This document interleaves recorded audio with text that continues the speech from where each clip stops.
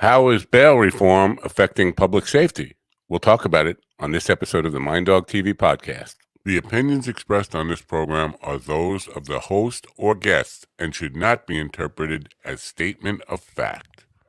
Independent fact-checking and corrections are encouraged.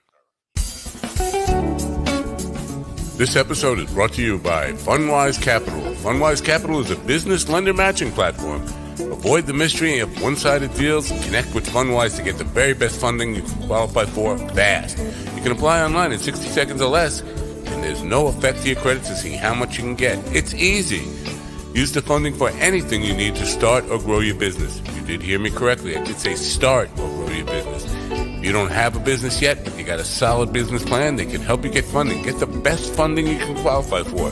Their strategic lender matching platform searches through hundreds of lenders to find the very best possible option for your unique situation. They have hundreds of 5-star reviews on Google, Trustpilot, and Facebook, and an A+ rating with the Better Business Bureau.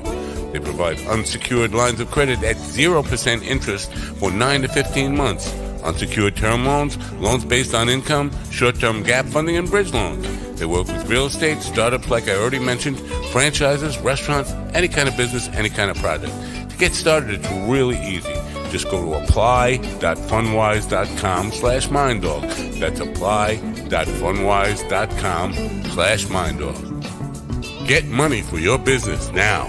Apply.fundwise.com/minddog. Is everybody ready for the Mind Dog, the Magnificent Show? Start the clock!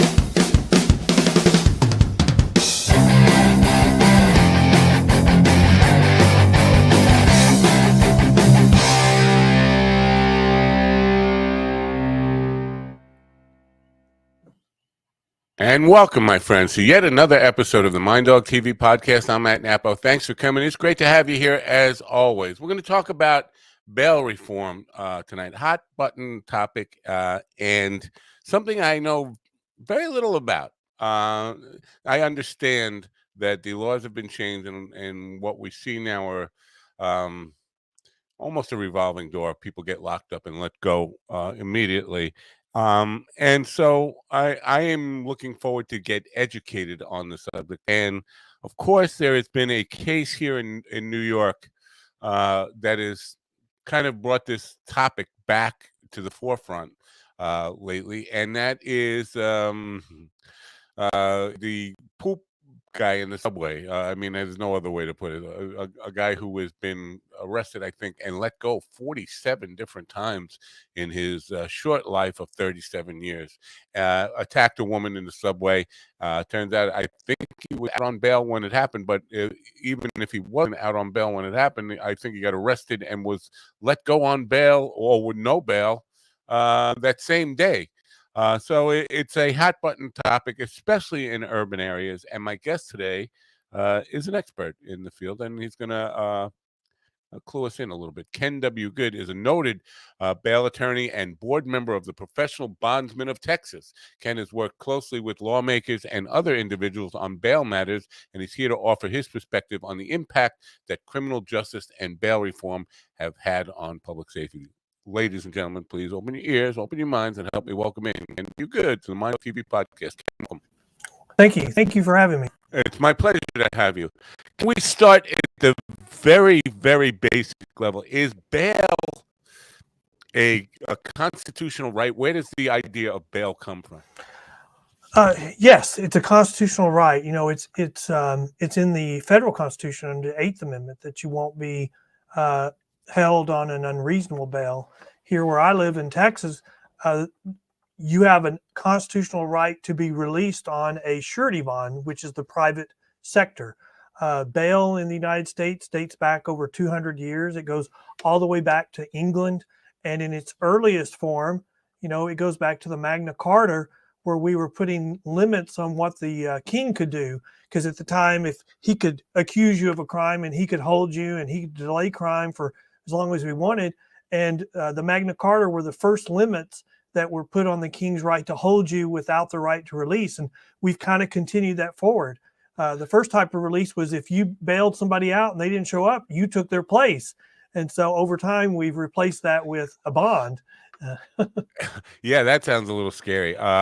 So the intent now seems like a good thing that, especially for those who have been accused unjustly, to be able to form a defense. Now, the intent behind reforming bail, I'm assuming it's because there were a lot of people who felt like the poor not giving a fair assessment as opposed to people. Time where they were a majority, and I don't really think they're there anymore. I think they've lost a lot of their coalition as a lot of the fruits of these bad bail reforms have come into place. Okay. Now the question is, it's in the Constitution, so it's a federally guaranteed right, but it varies by jurisdiction or municipality. Just clue me in, like where are the lines that Well, of differentiation? think of it as we have the federal system. So if you're accused of a federal crime, then we have the federal bail system governed by the federal constitution. And then in each state, we have 50 different states that govern crime in their states. And the majority of law enforcement is done at the state level. So we have 50 different systems for bail across the United States. Gotcha. So, have all 50 gone through bail reform in recent years, or is it just like New York, California, and other states? Well, there's been a smattering. There's been so many that the states that had bad luck or discovered the bad bail reform aspects of it have started repealing it. Alaska is a good example. New York is a good example. They enacted it, but even during the pandemic, they repealed part of it. Then they just got through revisiting and repealing a part of it again. Not very much. So I think they'll be revisiting it again after the next election, most likely. But you've seen some of that. And then in other parts of the country, you've seen good bail reform, like here in Texas, the legislature made some positive, good faith moves to hold people accountable instead of this silliness that we're seeing where we're just going to release people and have a revolving door. Okay, I gotta ask because you said New York might be revisiting it after the next election. I think the current mayor of New York ran on a kind of reversing of the mayor of New York City. Now, this you're saying it's a state thing, but I think the biggest problem or the biggest concern for people here was New York City, and I think the current mayor ran on a platform of reversing the decision by or the policies put in place by the former mayor. So what's going to change with the next election in your view? Well, they just entered into a budget deal in New York, and so the governor set out a 10-point plan of pulling back a lot of the bail reform. And in negotiations over the budget with the Democrats that are in charge or the people that originally drafted the bill, she didn't get very much. So there's a lot of her 10-point plan that did not get put into effect. And so I think you're going to see some of those come back next year after the election. Okay. Was the system fair in your view before all this bail reform started happening? We were first told that we've got to change what we're doing because bail is going to be held unconstitutional. So we have to change it. And I even heard one of my senators in Texas say, well, we got to change it. It's going to be held unconstitutional. We've had 2 federal courts now say it is constitutional. So then the argument that you just mentioned was the next argument we heard. And that was, well, we got to change it because it's not fair. And my response to that is, what is your definition of fair? It is the fairest system in the world. Now, could it be better? Well, we can always strive to be better. But what are you going to replace it with? We've already shown that in our urban areas, what they're replacing it with is utter chaos. And so that's the problem. If you don't have anything better than what you have to replace it with, then sure as heck don't make the system worse than it already is. I would agree with that. I would think you'd have to be crazy to disagree with what you just said. So if there's something that's not working, we need to improve it. Is anybody offering solutions that are better than what we had before that you know of, that you're aware of? Anything on the table? They're not, because there's really only 4 or 5 different ways of releasing people in large urban areas because, that's the unanswered problem. How do you process large groups of people through the jail quickly and efficiently? And we know that just individually magistrating, individually seeing everyone arrested, meets the constitutional requirements. It's just really expensive when you're arresting 1,000 people a week. What we Right. have historically done is a bail schedule where the judges set out a preset amount, and if you're charged with a certain crime, you have a certain bail history, a criminal history, then you post a certain bond. Those have been held constitutional. That's what we've historically used. Those are what have been under attack. Like in Harris County, they just got rid of them and replaced them. What New York is currently doing, that's just simple release. And simple release is either you're ordered to be released without a bond, or like in Harris County, you never see a judge. You get $100 PR bond, a free bond, and then no matter how many times you get arrested for that crime, you just never see a judge. You get released, and it becomes a revolving door. And that's not worked anywhere it's been tried. And those, the other thing is just preventive detention. We arrest you, we hold you until trial to answer your charges. In Texas, since you have a right to bail, there's only certain things that they can hold you for, like the really bad stuff, capital murder, stuff like that. But simple release has been a failure. So they're not really willing to use a bail schedule in our urban areas because it's kind of a political issue now. And so they just don't have anything to replace it with that makes it better. And they're not willing to spend the money to do individual magistration. So that's what's creating the chaos right now. Okay. Now, this case that has come to the forefront now with this guy with the smearing of the feces on a woman, a crazy person in the subway. It occurred to me that this guy, what he's doing is absolutely criminal, and he's got a criminal record that goes back a long way. But it sounds like he's insane to me. Now, does the question, and I'm not a psychiatrist, I'm not qualified to make that judgment, but I think most people would agree with me that the guy seems to be insane. The question I have is, does the court have any leeway in saying, he doesn't get bail, he needs to be institutionalized, we can't just put him back on the street? This is a person who is obviously a danger to himself and society by just the sheer amount of how often he commits these crazy kind of crimes. Does the court have any leeway in that? Yes, the court has a lot of leeway. In fact, I would say under our current criminal justice system, if the court concludes he's crazy, they can't convict him. And I think this guy has a ton of previous convictions. He's been arrested 40-something times. I would say that I don't agree that he's crazy. I think really this is a sign that of just complete lack of accountability. He has no fear of the criminal justice system. I mean, look at him. He's 30-something years old. He's been arrested 40-something times. He's never been held accountable to any degree because he's 37 out on jail. So he doesn't feel any threat if he breaks the law, and he doesn't feel scared of being held accountable. So I don't think we can just say, I mean, you and I would go, we'd never do that. Only a crazy person would do that. But with the state of our criminal justice system today, I don't think we can say that. I think we can say he's arrogant.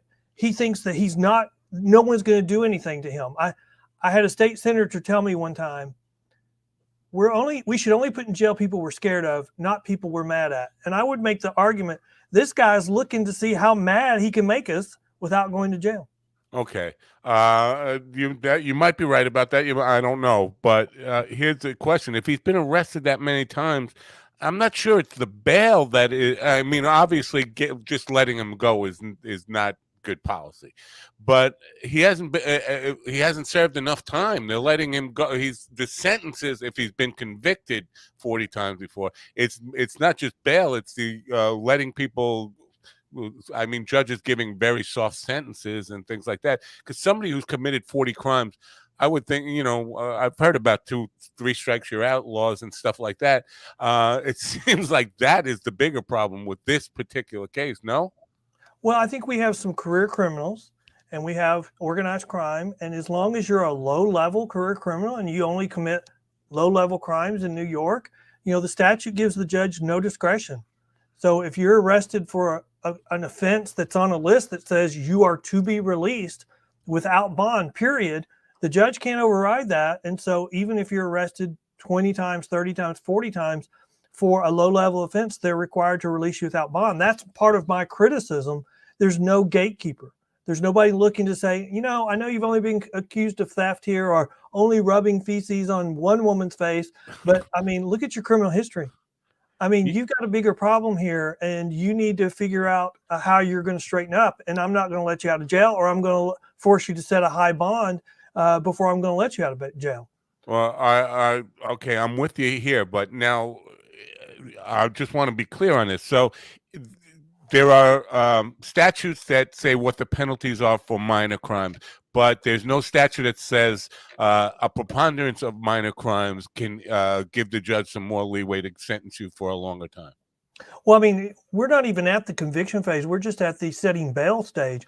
I think we would agree that, if you're a first-time offender, your bail should be lower than if you've got a criminal history showing 10 previous arrests and 1 conviction, or Absolutely. 20 previous arrests and 10 convictions, or 40 something previous arrests and a whole bunch of convictions. So I'm just saying the court should have the discretion to say, you've got a problem, your bond should be higher. In fact, we may even need to do some evaluation instead of just taking all the discretion away and saying you have to release them without bail. Right. Now, what you're saying makes perfect sense. And you don't have to be necessarily a hardcore law and order guy to agree with you on all this stuff. So the question is, what the hell is stopping what you're proposing here is tougher bail laws. What's stopping that? It's become a political issue, and there's no compromise. Right now, you've got one side proposing release and the other side proposing accountability. What's the compromise on that? And, New Jersey is a really good example. They enacted bail reform and they proposed a constitutional amendment, and the advocates for it were saying, oh, this is going to give the judge more discretion. He's going to be able to hold more people in jail. Sounds great. But the problem is, that's not what it did. It did the exact opposite, because it made bail an evidentiary standard, a clear and convincing evidence. The judge became the arbiter of the evidence. It became the district attorney's job within 4 days of arrest to have a mini trial. And so it made it almost impossible to hold these really serious people in jail when the way it was sold to the public is it did the opposite. And so you just don't have people that are they're saying one thing and doing another because it's become such a political hot potato. And right now, you will not get support from one party's financial people. You won't be able to raise money unless you take the national position, like defund the police, or we need to get rid of, we need to do bail reform, and we need to decriminalize, like New York. California with Proposition 49, where they took a bunch of felony offenses and changed them to misdemeanor. And then the prosecutors decide we're not going to prosecute them anymore. So as long as you rob for $950 or less, you won't get prosecuted. And you got stores across California in the urban areas closing because they cannot pay $25,000 a day or more for shoplifting. It sounds like you're painting a picture like this is the way it's going to be, and we can't reverse anything. And I think as long as we have a democracy, whatever mistakes we make in policy and government can be reversed. I could be naive in thinking that, obviously, but it would seem that the statistics have to bear this out in a tremendous way, that these people who are being released without any bail or just being, revolving door and let go, are committing or recommitting crimes. It seems like that's an easy thing to prove.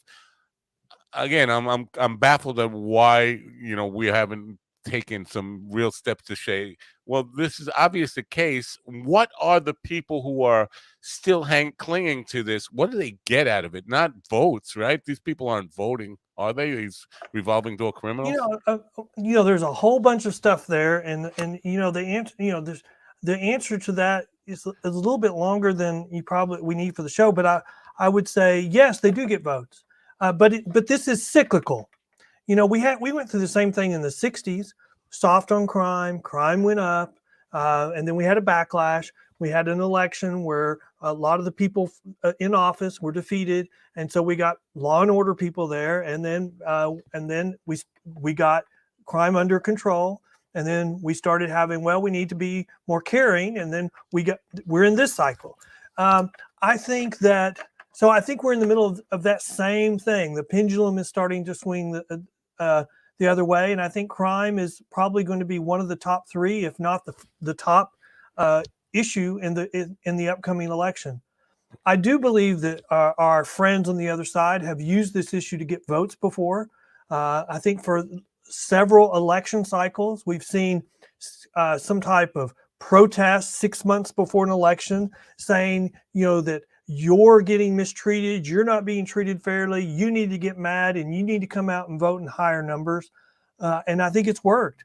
But I don't think it'll work this election cycle, because I think we're starting to see through it.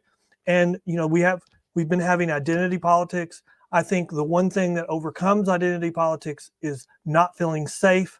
And I think there's a lot of people right now, even in our urban areas, that don't feel safe. And I think you're seeing we see one party scrambling because they're now starting to say, oh yeah, we believe in funding the police. We believe in law and order. And I think it's not because of anything other than we have an election coming and they're looking at the polls. Right. Well, you said a couple of things. You said even in the urban areas. I would say especially in the urban areas, more so than in rural areas, because I don't know. Maybe I'm wrong about that, but that's where we're seeing poop guys and incidents like we had today on the subway.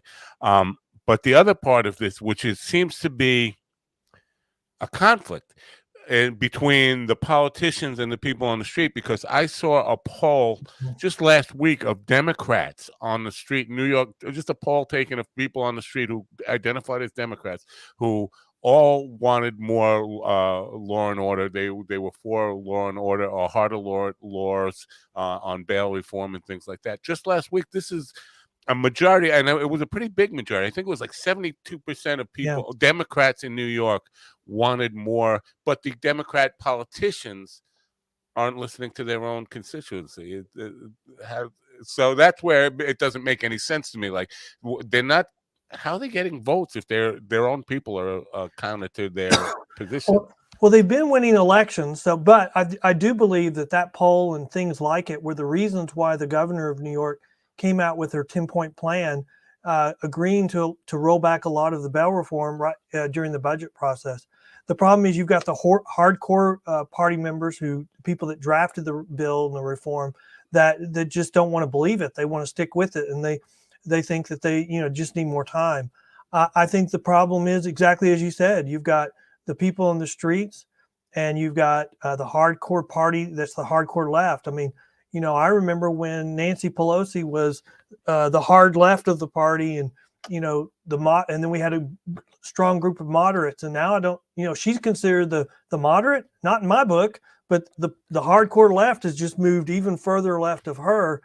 And I think that the people that are starting to speak out on this issue from the left side of the left, they're seeing the polls, and they're seeing exactly what you're saying, is that even among the Democrats, 70% or more are concerned about public safety. And I think that what the governor was seeing in New York is some polling that said she needed to move on this issue or she was going to be in trouble. And the problem is what she got was very little. So it may have a big impact on her election that she didn't get very much. Well, part of politics is always blame, and she wasn't elected governor, so I think she can skirt the blame part of it. And if she appears to be wanting to reform that might help her. I'm not rooting for anybody in this case. I don't even know who's running yet in New York. So I know she's going to probably run, but I don't know who's going to run on the other side. But it just seems like people are voting against their own self-interest. And I don't mean the people on the street are going to be voting against their self-interest. I mean the politicians who are clinging to this idea against all the statistical evidence are just seemingly cutting their own throats politically by hanging on to this. And that's what doesn't make sense to people who are just trying to look at this objectively and not be looking at it from a party perspective, but just looking at the problem and the solution. And why? Do you have any insight into why that is? It just that cheerleading, and we're just deciding I'm on this side, you're on this side, and we're not going to budge? Well, I think Texas is a really good example on this issue. So in Texas, the Democrats could win Texas on the governor's level because Texas has always historically been a conservative state. We've had Democratic governors before, but they were just conservative. So a moderate Democrat could win Texas. The problem is to raise money or to raise the amount of money they have to get to be able to compete in Texas, they have to go to the liberal base to raise that money. And by taking moderate positions, they can't raise that money. And so I think so it's a clear example in Texas. We see it every 4 years. And I don't think you see that in other states, like Soros is probably, an evil name in Republican groups, but he funds a lot of district attorneys. And now he's starting to fund candidates in judge races. And he wants people that are like-minded with him of the far left who want to take apart the criminal justice system and put it together in a revolving door light is what I would say. And I think that's causing a lot of the problem. Yeah. So does this idea of the revolving, it's not everybody gets nothing, right? I just want to be clear on. So this guy, the poop guy, we'll take him as an example, but he's not he's not a lone duck in this thing. But he just walks in and the judge says, okay, he doesn't have any money, release him. That's it. Well, in New York, they would look at him and say, you're charged with this crime. This crime is on the schedule where I cannot set a bond. And so I have to release you. No matter how many times you've been arrested, no matter what your criminal history, no matter what your dangerousness level is, it's just you're on the list. You have to be released without bond. In Harris County, it would be, as long as you're on a list of certain misdemeanors, you get a $100 PR bond. You never see a judge, no matter what your criminal history is. It seems like we've handcuffed judges more than anything, because all the judges aren't. Well, I should say maybe in New York, we do have a lot of very liberal judges, but I would assume that there got to be some conservative judges in there that want to enforce bail. Am I naive in that? No, I think so. I think that's what we need is we need more discretion with the judges. I mean, I think we ought to have, here's the problem is you've got jails bursting with criminals. The jails are already full of dangerous people. And so they've got to get the public to put up with more crime or they're going to have to build more jails.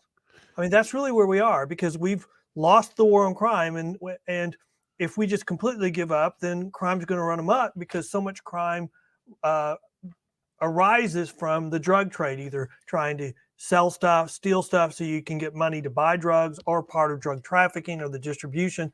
If we just give up on that, then we've given up on crime. And in Harris County, what we need, the legislature changed the law to require a review of criminal history before setting bail. And Harris County is just ignoring it. They don't want to do it, so they're just not doing it. Well, you kind of just touched on the bigger issue behind all of this is the United States is becoming a prison-based country. I mean, we have more people in prison now than I think in universities. If I have that right, I might not have that right, but I believe I've heard that before. Just the sheer number of prisons we have built, and is there room for more? So that being the bigger issue. That's what's guiding all of this, isn't it? The fact that we have too many prisons that are full to capacity as it is, and how can we continue to put our population behind bars? And let's face it costs more to keep people in prison than it costs to really work a job for each person. Well, I would argue that what we're going through right now is we've gone through a period where we've released more and more criminals out of jail because of jail overcrowding. And on top of that, we've implemented revolving door bail reform strategies. And I think those coupled together have just been seen as a green light to commit more crime. When people tell me, well, we have the most people in jail of any country or industrial country, my response to that is, and where does the world send their drugs? All of the drugs made in the world come to the United States. So of course we're going to have a disproportionate number of people in jail because we have a drug problem. And until we address the drug problem, and I mean address it in an effective way, we haven't found one yet. If you want to argue incarceration doesn't work, if you're going to argue that not sending them to jail and just doing this, oh, well, we're going to send them to treatment or encourage them to go to treatment, or we're going to, that's not working. Crime is going up as we see right now. So until we find an effective solution to our drug problem, I mean, I read an article just in the last couple of days that said there was enough fentanyl in the United States to kill every person in the United States. I don't doubt that one bit. But I think you would agree that the war on drugs, as it's been called for last 40 years or something, it's not working. And cutting supply doesn't seem to affect the problem at all. Would you agree on that? Well, I mean, we were safe. We were safer, a lot safer a few years ago than we are now, because crime is increasing and increasing dramatically. And so we were doing something better then. There has to be a sweet spot, you know, between incarceration and feeling safe, over incarceration and feeling safe. Right now, I would say the pendulum has swung too far in the other direction. We're letting too many people out of jail, and we're not holding anyone accountable. They see that as a green light to commit more crimes.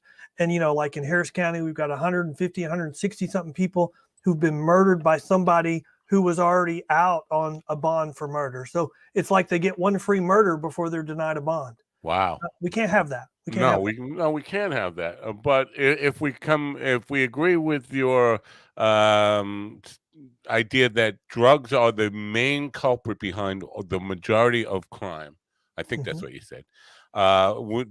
Dealing with the drug problem is imperative in reaching any solution, even if we get down to the micro part of it, which is bail reform or bail policy on that. So the idea of how we really deal with the drug thing has to be on at least include a large segment that deals with the demand on that. And is there you got any ideas on that? Because what we're doing doesn't seem to be working. People want more. Well, I think that's one of the things we can all agree on. What we're doing is not working. And, you know, I mean, we could do a whole show on mental health. You know, I mean, some of our biggest mental health facilities in the United States are the county jail. And that was not what the county jail was intended to do. And you can imagine the cycle it creates. You're arrested, you go in jail, you go in your medications, you settle down, you get under control, you get released, you get off your medications, you spiral into downward cycle, you do something, you get arrested, and it just goes round and round and round. And I think, you know, that's part of the problem. I think drugs, I mean, if somebody could figure out a solution to the drug issue, we would build statutes to them. Yeah, I think agree. we can't, what we're doing now is saying, well, we're going to encourage them to go to drug rehab. That's not working. No. I mean, we need to have the hammer of you're going to go to jail if you don't go to drug rehab. And we have to have the ability to send them to jail for our public to be safe if they're not willing to change their course of action. And I don't know what I'm sorry. I'm sorry. No, I don't know. Well, that's why I asked you in the beginning. Does the judge have a discretion to say? And we can disagree, or maybe I kind of agree with you that this guy, the poop guy, and I don't want to focus on him because he's just one member of a much bigger problem. And although it's salacious, and people want to talk about that because of the ridiculous nature of his crime, he's just one of millions of people. Well, and you know, we talk about he's got mental issues, but you know, there's so many other things. He could have been drunk. He could have been just high at the time. He could have been mad at something. I mean, to just say he has mental issues is one possibility. But I mean, and you know, you look at his criminal history and you go, you know what? He's got to have mental issues, or he wouldn't have so many arrests. But you would be shocked with how many people in the United States have criminal histories like that. We have an example in Houston where an 80-something-year-old woman was killed by someone in the Walgreens parking lot in the middle of the day. And he was 30-something years old and had been arrested over 70 times. And at the time that he killed her, he was on 2 PR bonds, free bonds, for felony cases. So they knew he was dangerous, and they didn't want him in jail. Nobody in his family was calling the bail industry because they let him out on free PR bonds. They just didn't want him in jail, and he killed somebody within a couple of weeks of being released. Yeah, I'm not shocked by that, and maybe what I'm proposing or suggesting here is not. Maybe it's just a band-aid, but the idea that this guy was crazy. I'm not saying that we shouldn't hold him accountable. I'm just trying to give the judges some more leeway to get around those mandates that you're not allowed to hold them. You're not allowed to hold them without bail, or hold them or make them pay bail, or whatever that kind of stuff is, and say. He's got to be mandated to an institution for rehabilitation or whatever, or at least not let him back on the street and put him into institutions. But I know back in the 60s or 70s that was common. We've done away with that and put a lot of those people who were institutionalized out on the street. But again, the whole thing of my suggestion here was, does that give the judge leeway to kind of say, I can't hold him maybe as a criminal thing, but maybe I can hold him as a risk to himself and society and have him put in a mental institution, at least not to put him back out on the street. I think this, in some aspect, this goes to the very heart of the argument, and that is, are people basically good people, or are they basically bad people? There's different philosophers that teach different things on that. And, we think as Christians that people are basically good, but the Bible teaches the exact opposite, that we have a sinful nature, and it's only through the grace of God that we become Christians, and through forgiveness. And so Christianity teaches that we're not basically good people. And even if you're not a Christian, if there are philosophers that say, we used to live separate and apart, and whenever we got together, we fought each other for power.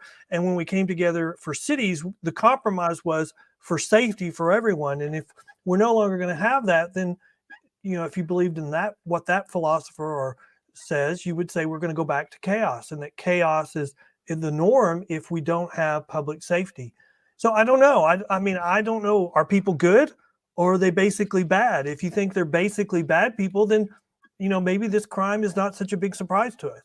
Yeah, I'm not even thinking about this guy as good or bad. I'm just thinking he's a danger to the public, and if the laws won't allow the judges to keep him behind bars and keeping good, honest civilians out of danger from that person, then maybe the judge could have some leeway to say, yeah, I can't hold him in jail, but at least I can keep him off the street. Not necessarily caring whether I shouldn't say caring whether he's a good or bad person, but that doesn't come into my thinking in that. It's about protecting the public. Well, but here's the problem in our urban areas. I mean, like Harris County arrests about, on average, 1,000 people a week. And, they only have so many magistrates. So, I mean, they don't have time to spend a lot of their energy on one person, especially if we're not diverting anybody away from magistration. The people that can afford it, they say, well, we need to treat everybody the same. It's not fair. Well, that means we can't divert anyone away. And so we either have to pay the really high cost, or we just have chaos, which is what we have now. I think if we would divert people that could afford it away from magistration, then the judges could use the time they have with the people who really need it to use to exercise whether they need to exercise, or so they can decide whether to exercise their discretion in those situations. All right, I hear what you're saying, and you're the attorney, and I'm just a dumb guy doing a podcast. But this is where I think, because you're talking about the court looking at this as one person, but he's not one. That's not what the court should be looking at, in my opinion. The court should be looking at society and how this one person is a danger to society. So we're not really putting the time in worrying about this one person. We're putting the time in worrying about all the people that this one person could be a danger to, and how do we keep them off the street? Because it sounds like, and again, I know that in a democracy things can be reversed, but it's not going to happen quickly. And in the short term, we need to find a way to make sure people like that aren't let right back out on the street to put people like you and me in danger. Well, that was the very heart of the reforms that they were talking about over the last 2 weeks in New York. And that was whether the court could consider dangerousness. And the drafters of the bill, of the original bail reform bill, refused to include that or give the judges that discretion. and the governor ended up folding on that issue. So what you're saying, the judges should be considering, that's what they need to do. The bill does not allow them to do currently under New York law and under the reforms they just did in the last week. Wow. So your book is called Goods on Bail. Very clever title. It's written for lawyers and judges, or is it written for lay people like me? This is a practice guide for the bail industry, or prosecutors on important cases, on bond forfeitures, and on licensing issues in Texas, and those types of issues. So I would say it's more of a practice guide for attorneys. All right, and it's got a lot of support. I mean, because this is everything in America is a two-sided issue right now. So if you put out a book like that, half the people are going to hate it, and half the people are going to love it, or not. Well, I mean, it's a little out of date now, but I mean, it's really not taking a position on these harder issues. I mean, I've written a lot of issues that you can see on pbtx.com, which is the Professional Bondsmen of Texas website, on the issues of bail reform. You can look at their blog. You can look at we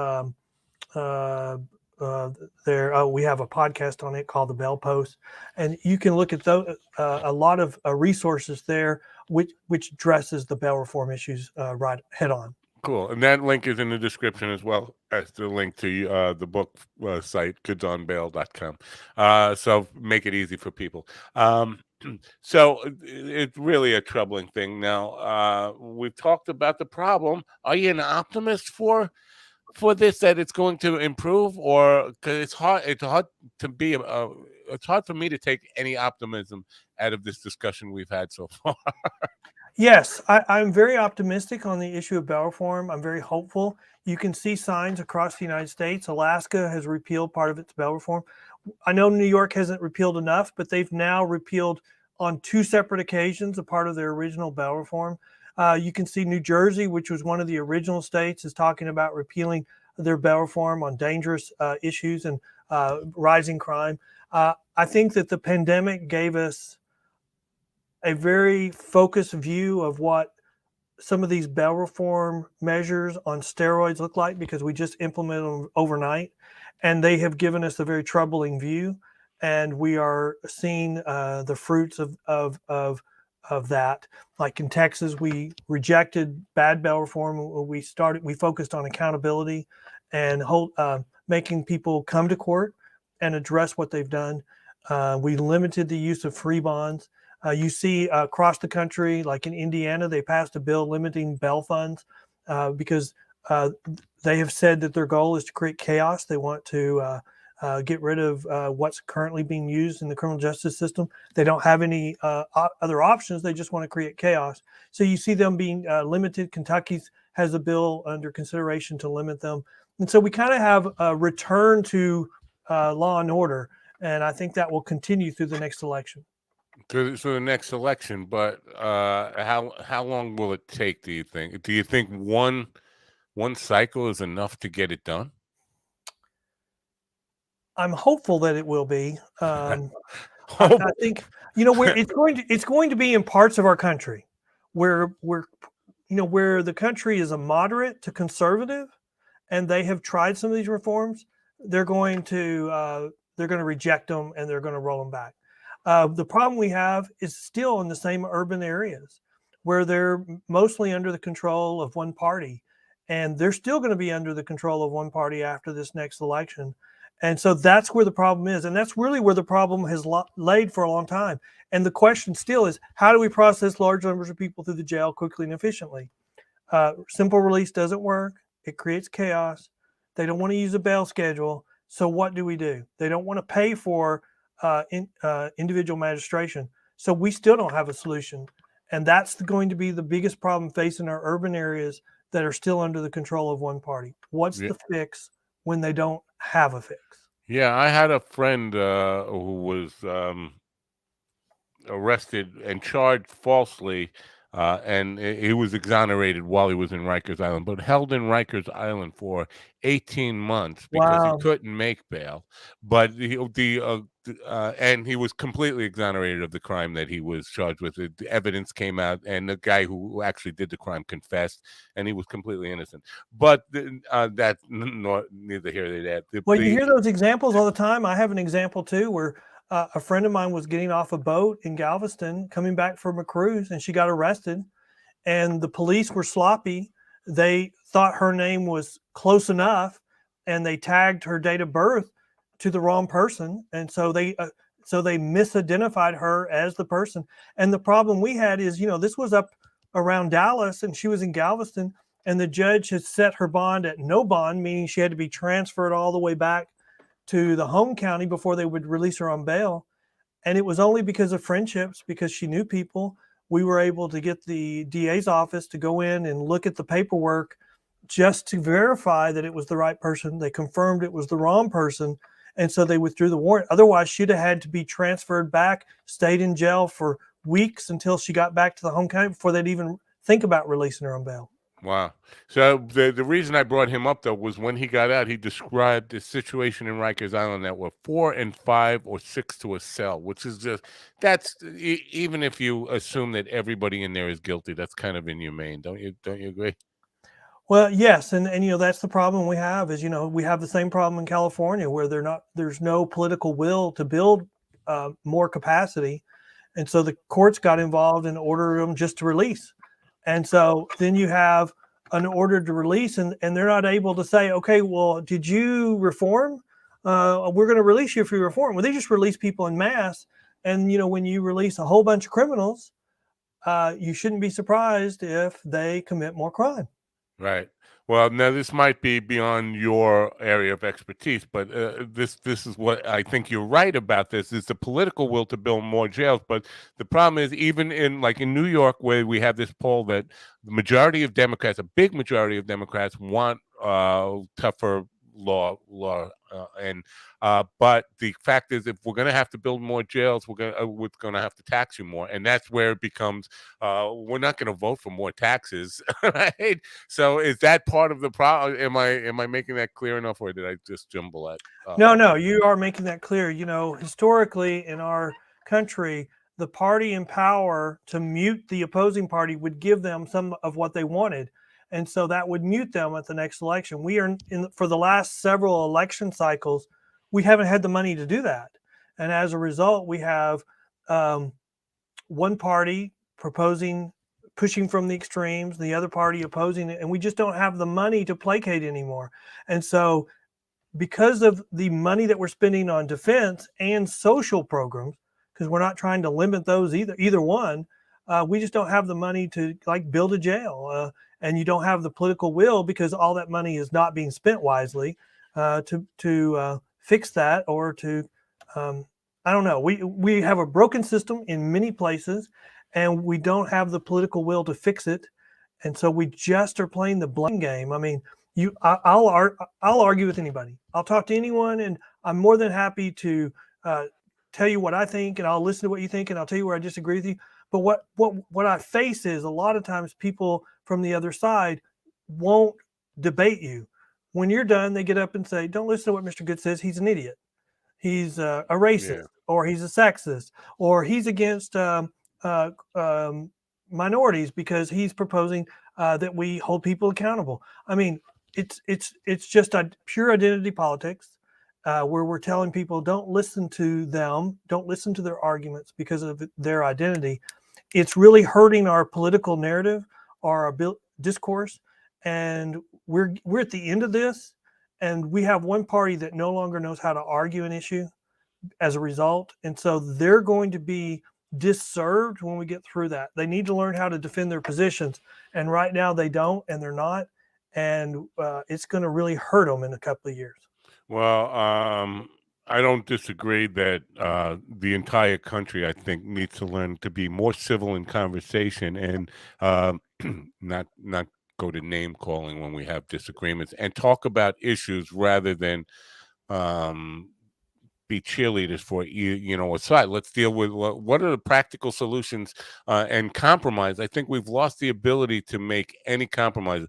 And I had several conversations where people have told me compromise is capitulation. We've already given too much and all that kind of stuff. But I get that from both directions. And so this is why I'm a pessimist. I appreciate your optimism and hope you're right that things will improve on that stuff, but I'm very pessimistic about anything changing for the better. As long as we are at lock horns and calling each other idiots and name calling and all that stuff rather than listening to each other, I think I can't see how we move forward on that. Even if we make short-term progress, it's like a pendulum. Things keep swinging back and forth with who's in power, right? So, oh yeah, the last two elections, the first year was to undo what the other person, the prior party did.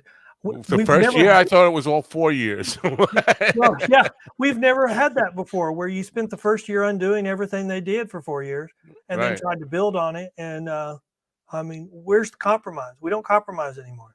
Right. Well, I got to thank you for being here. I don't know if there's any. I think we've discussed everything that a poor man like me with really a little understanding of how things really work in the world can grasp. I hope we have at least opened some people's minds. Do you have a final thought on this on moving forward, or we just end it there? Yeah, I would say public safety, I think, is going to be the biggest issue in the upcoming election. And if people don't feel safe, then they're going to vote to become safe.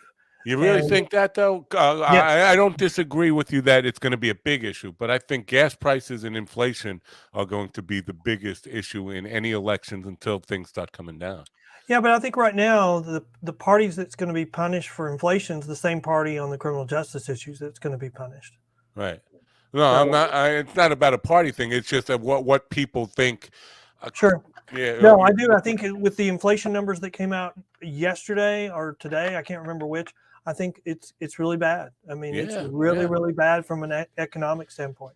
I think that's a part of the problem. And listen, I'm not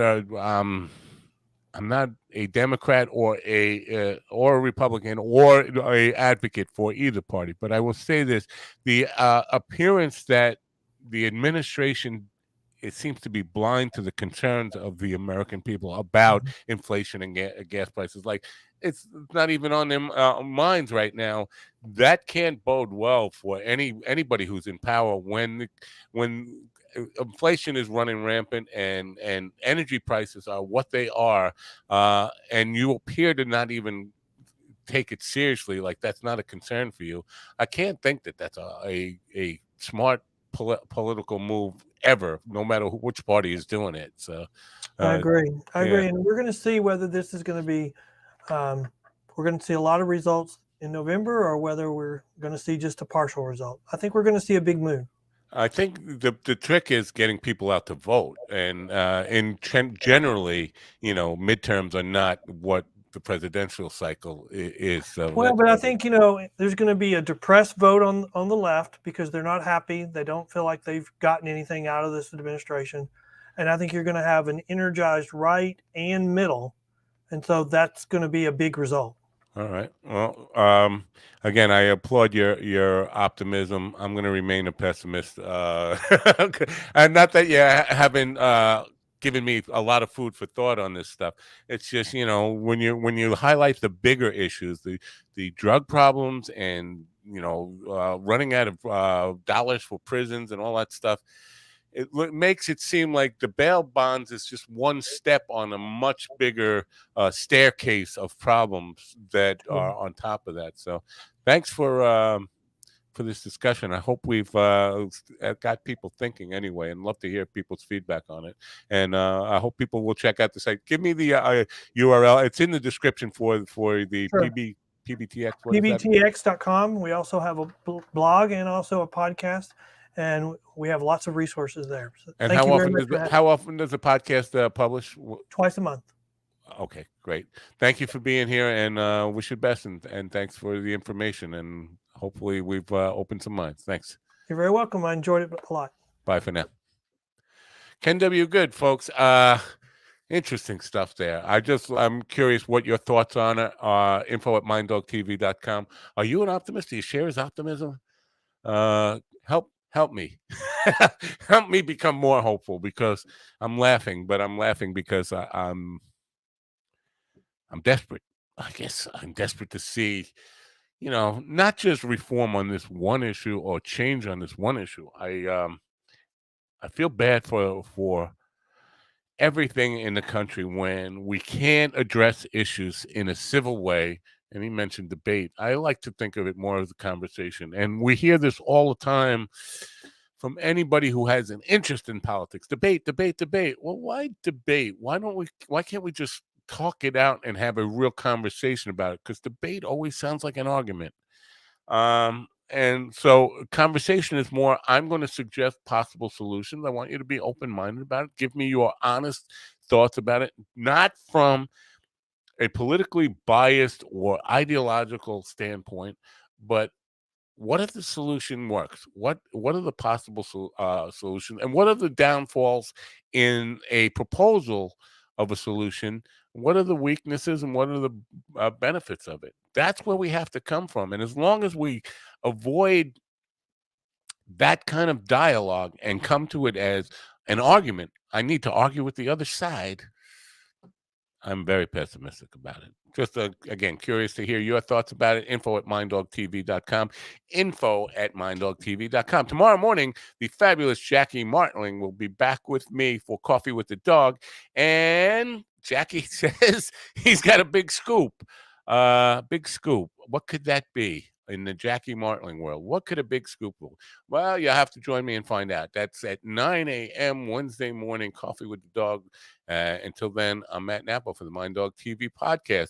You have yourself a great rest of your night, and don't forget in the morning to turn on your radio.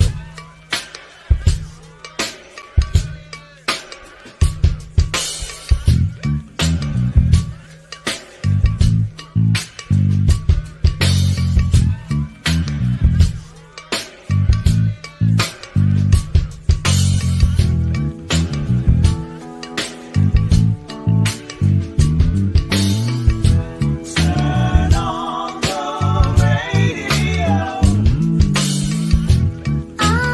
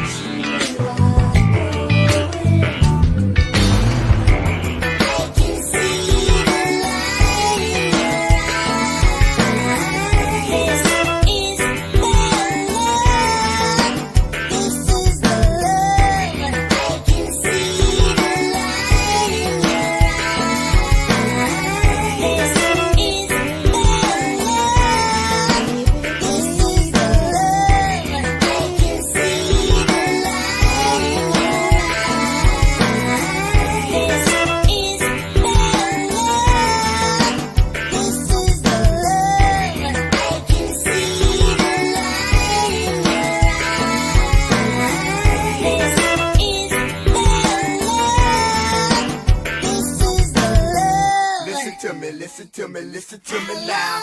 Listen to me, listen to me, listen to me now. Listen to me, listen to me, listen to me now. Listen to me, listen to me, listen to me now.